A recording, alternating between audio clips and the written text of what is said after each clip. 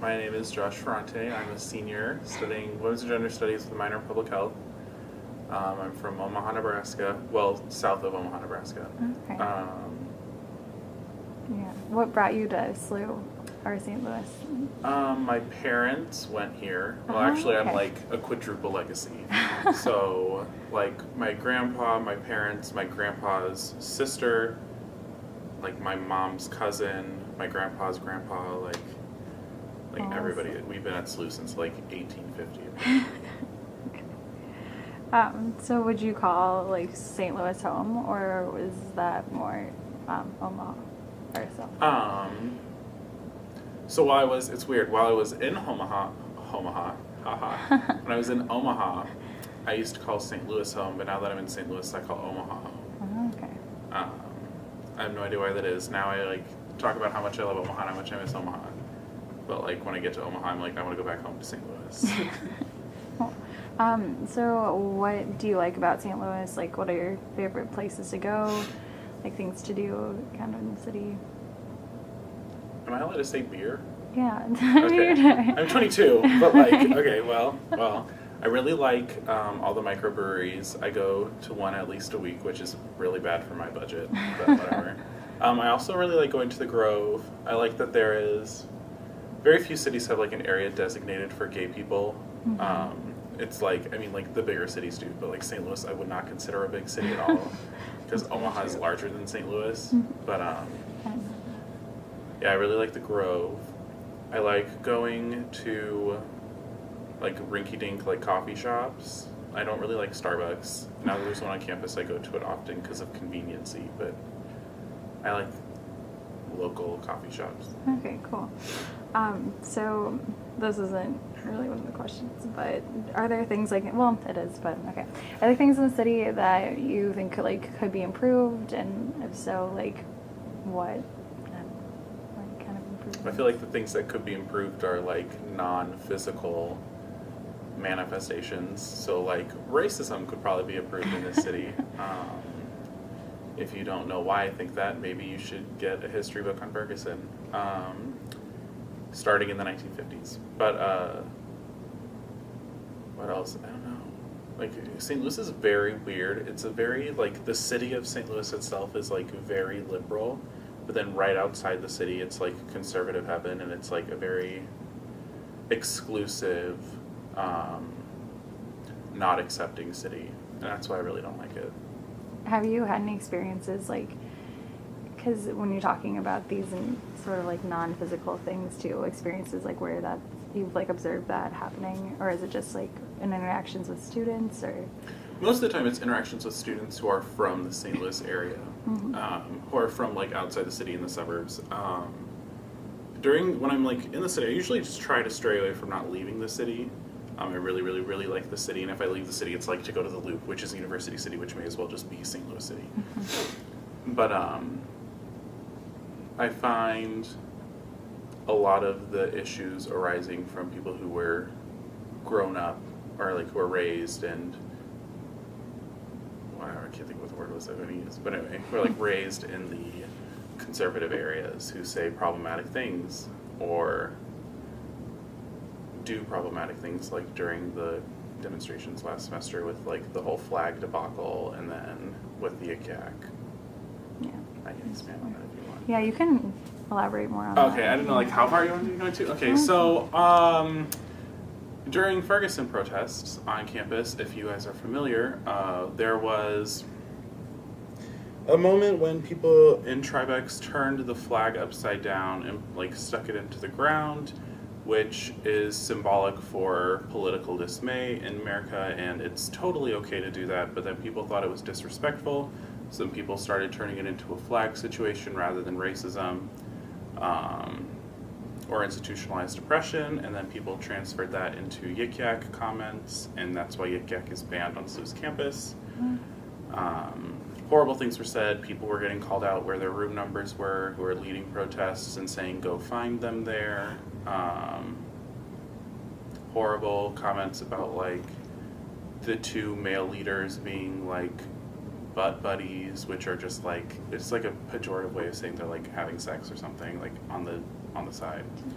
But yeah, Why do you, I mean, like, kind of, like, why do you think, like, people sort of took it that way, or, like, the reasons behind, I don't know. Like, it's, like, a really heavy question, but Yeah, no, I mean, kind of, like, turning something like what you said with the flag situation, like, kind of turning, like, ignoring the racism part and then going, like, trying to pick up on something like that. it's just used as a scapegoat to try to, from what I've seen, it's used as a scapegoat to try to deter away from the issue that is racism. Nobody wants to admit they're racist or have racist tendencies when we're all socialized to believe these horrible things about each other. It's just you have to work through it. Instead of working through it, people use them as scapegoats. Do you think that's, like, part of, I don't know, like, when people, turning the conversation more to, like, identities and, like, what people choose to label themselves as, like, I mean, I feel like there's, like, it seems to play in somehow, like, it's, like, clearly does, but it's hard to, like, articulate, like, how. But I don't know, in your experiences, like, when you're dealing with people, it's not, like, have you had experiences where they're just being, like, really overtly, like, racist, or is it more in, like, a passive sort of manner, or just in, like, ignorant? I don't know, like. So in St. Louis university setting, I would say it's very passive, behind closed doors, or, like, whatever, like, behind a screen is usually where it's said. Right. In Omaha, it's extremely just upfront, and nobody cares. We're just going to say it apparently how it is and how we see it, and it's very aggressive. I'm not saying that St. Louis isn't aggressive. I mean, it was a war zone here for, like, 2 months. Right. Where's it going with that? I don't know what's going with that. I think that was it. Awkward. No, that's totally fine. Yeah, so during your time here in St. Louis, can you tell us about a time where you've, like, felt, like, the most comfortable, like, most at home, like, where that space was, and Yeah. kind of why?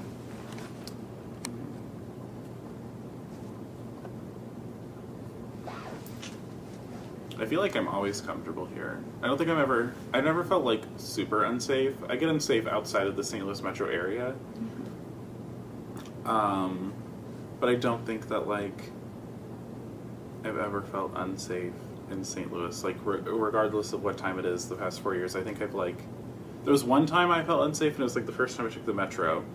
And I was followed by a group of, like, 8 gay men, and they were, like, catcalling me, and they, like, followed me from SLU to WashU because I was visiting my best friend, and I was, like, they're saying horrible things. That was terrifying. That was the only time I've ever felt really unsafe, but that was once, and it was 3 years ago. Yeah. Not that erases the issue of me feeling unsafe, but it has had yet to happen since. So, in terms of, like, feeling comfortable here, is that, like, what factors, I guess, like, make you feel comfortable, if that makes any sense? Is it just, like, the familiarity, like what you said with your parents and everything, like, buying, like, legacies here at SLU, or just, like, people you've met, or? I would say that it's probably the people I've met. I didn't really feel comfortable freshman year moving in, but then I branched out of my learning community bubble, and I instantly found, like, 3 of my closest friends today, and we're, like, just a bunch of gays just running around tearing up the town. But other than that, yeah, I think it's just the community I've made, like, friends and close people. Cool. And then you kind of already talked about a situation where you didn't feel comfortable. Kind of going along with that, have you ever been labeled something that you didn't appreciate, and, like, why was it? Like, what was, like, the context around that, and what would you say to the person if you could, like, Go back or whatever? Yeah.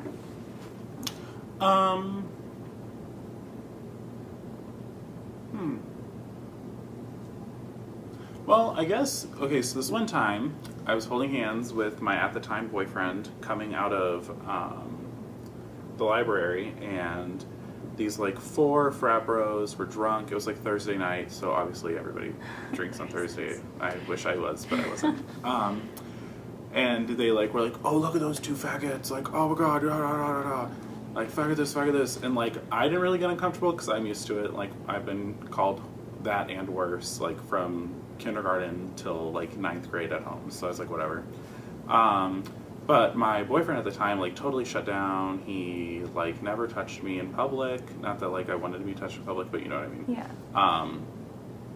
Affection was never shown. He, like, became, like, cold and, like, distance. I don't think he was, like, able to, like, pass as, like, straight throughout college, I think, so being called out like that just, like, threw him for a loop. But I felt safe. He didn't.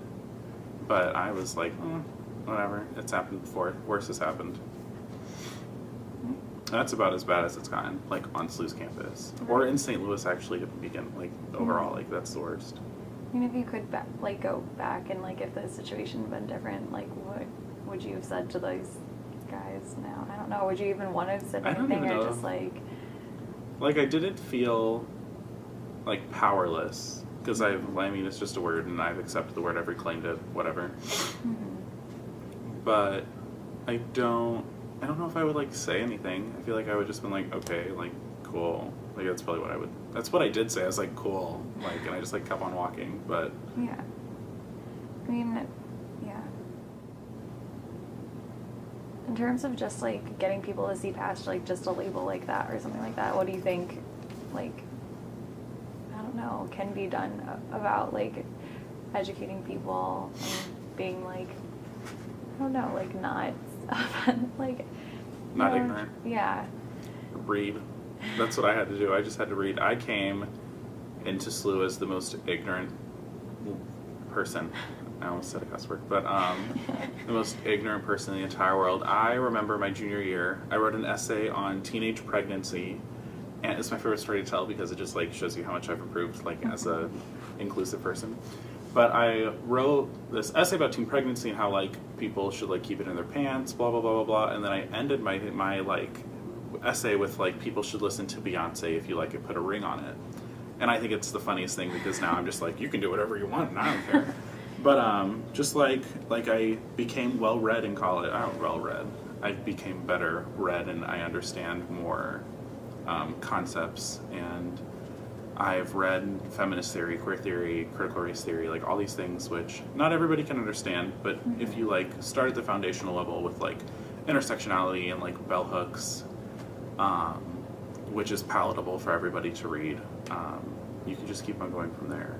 And what is bell hooks? Bell hooks is a black feminist theorist starting in, like, the 1980s. I don't know if she coined the term intersectionality, but I feel like nobody really gave it a name until she did, and if I'm wrong, don't shoot me, or whatever.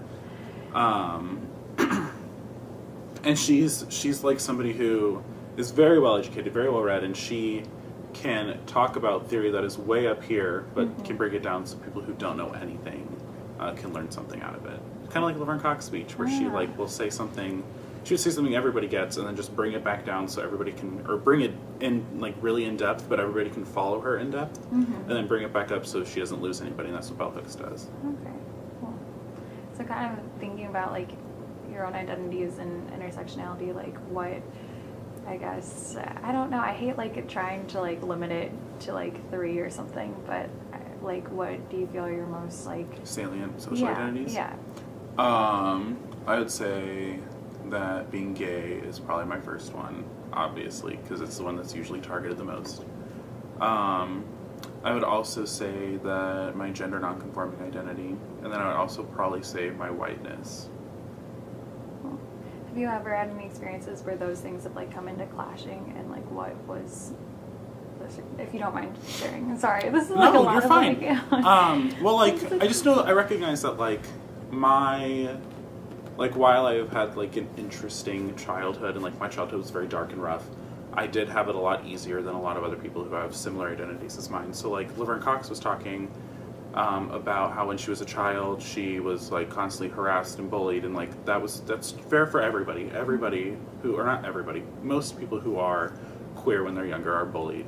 But, like, mine was pretty violent, but hers was more violent, and I think it's because she was also a black well, she's also black, and I'm white, so I feel like I look a lot like my peers, so they weren't going to pick me on being, I looked similar to everyone else. Yeah. That's true. Yeah. Do you think, like, if, I don't know, kind of going off, like, do you feel like when you meet people you want, like, your most salient identities to be, like, the thing that they, like, recognize about you? Or, I mean, I don't know, I guess that's hard. Yeah, no, not really. It's hard just because I don't want to, like, when somebody first meets me, they're like gay. And I think, I have like a pride bracelet, and I usually say something very crass about like a man that walked by or something. But, I'm not like, hi, my name's Josh and I'm gay. Yeah. But it's pretty, I don't know, like, I'm not going to say it's obvious, but people can tell really easily. My whiteness, hopefully people can tell that I'm white. It was a struggle when I was a child. I don't know how, but people did not think I was, and I didn't get it. But yeah, with my gender nonconforming identity, it plays a little more interestingly because it's not necessarily something I always like. I'm not always wearing like women's jeans or like a women's shirt or something. Usually I have my nails polished, painted, because it makes me feel more comfortable. I don't know why. But anxiety destroyed my nail polish, so I do not have those right now. Yeah. I guess for things that aren't like as obvious, like when someone first meets you, like other, I don't know, like, I don't want to necessarily call them like labels or characteristics that like you claim. A lot of people think I'm intense, usually because one of the first things I usually make is like a self-deprecating joke, which like when somebody first makes it and you don't know them, it can come off as like, this kid's really sad, when really it's just like I'm making fun of myself, because if you can't make fun of yourself, you can't make fun of anyone else. I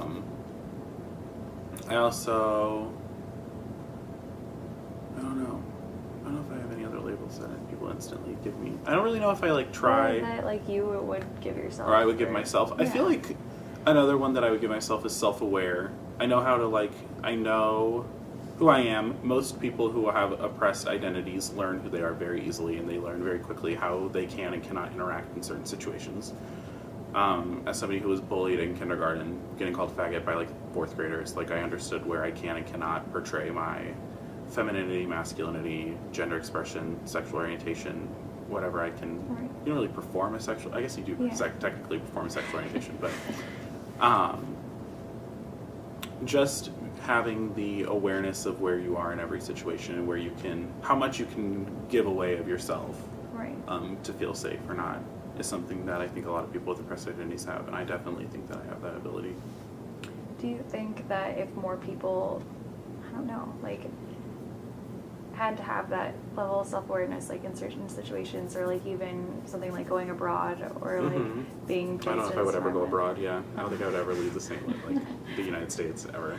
Really? Yeah, I'm terrified of going to a different country. And I mean, like, if more people, like, if more students at SLU, for example, like had those kinds of experiences, do you think it would like help broaden their own, like make them more self-aware? Because I think, I don't know, like just personally with certain identities, I feel like I've gone through a lot of experiences just like oblivious to things, because like it's not like it's affected me personally, but then how you transcend that, like moving forward, so that you are more self-aware. Like we kind of talked about like the education piece, but a more like person to person. I think that, well, I don't know, it's part of education, but like if you listen to other people's stories, you become aware.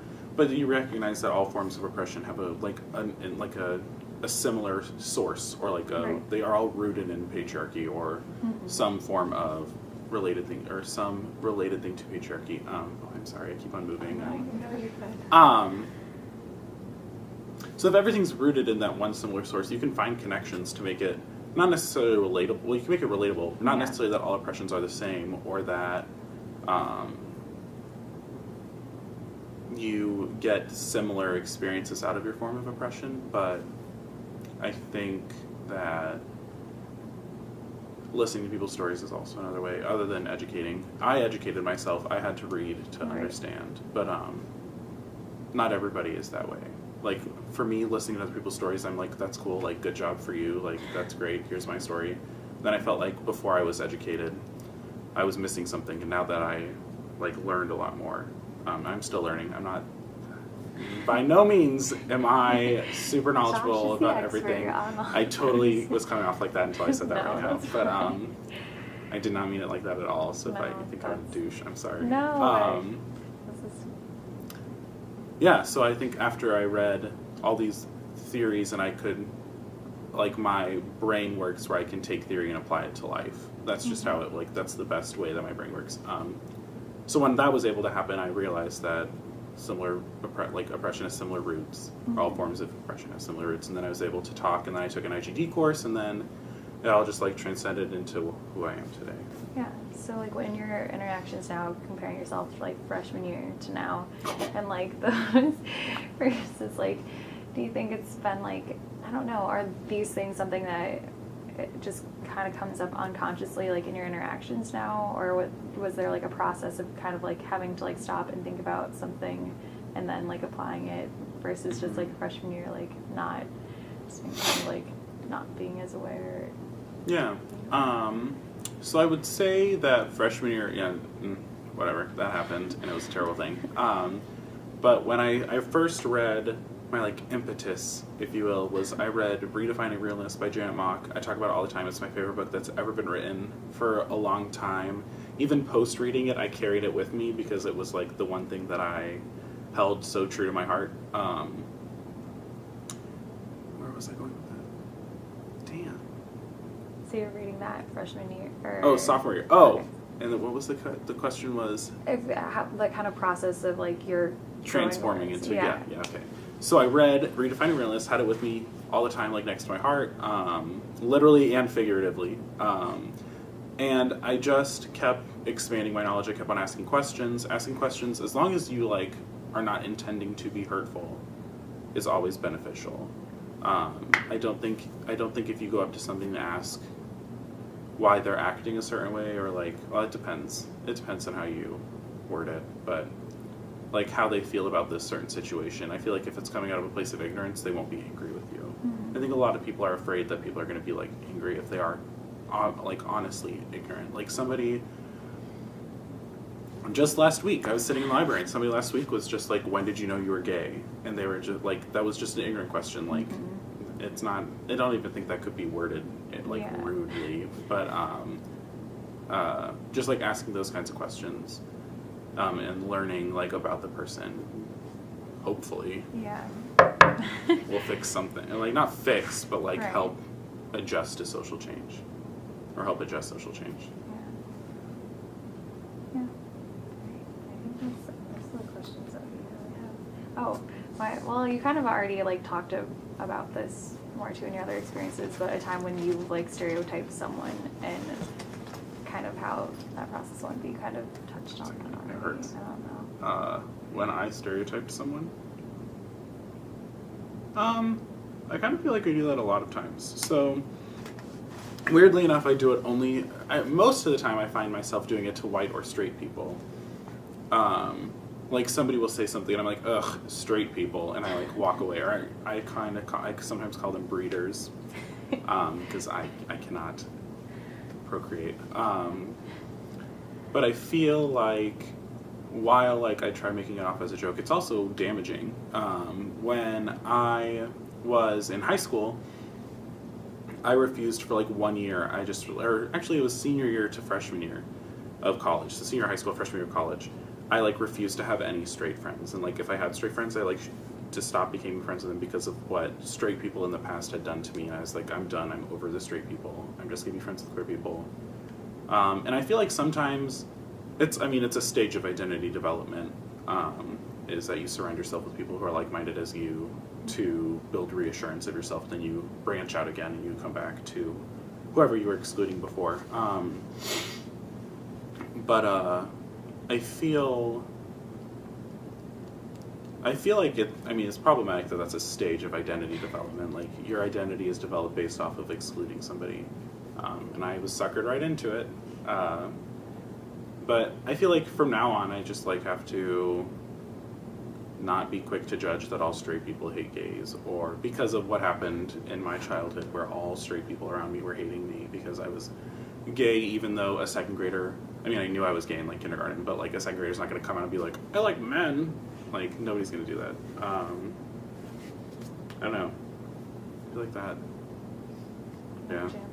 We all make, I mean, we're all socialized to make generalizations. Our stereotypes exist for a reason, but we're all quick to instantly think that whoever we meet falls into a stereotype quickly, or we try to ask questions or talk to somebody to put them in a box that is a stereotype. Mm-hmm.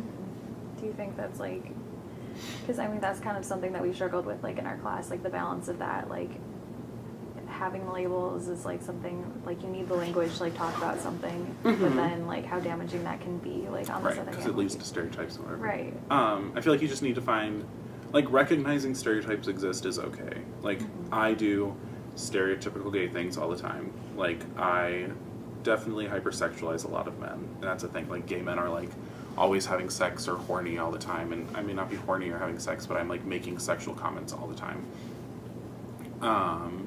A lot of people think like to be gay you have to be white.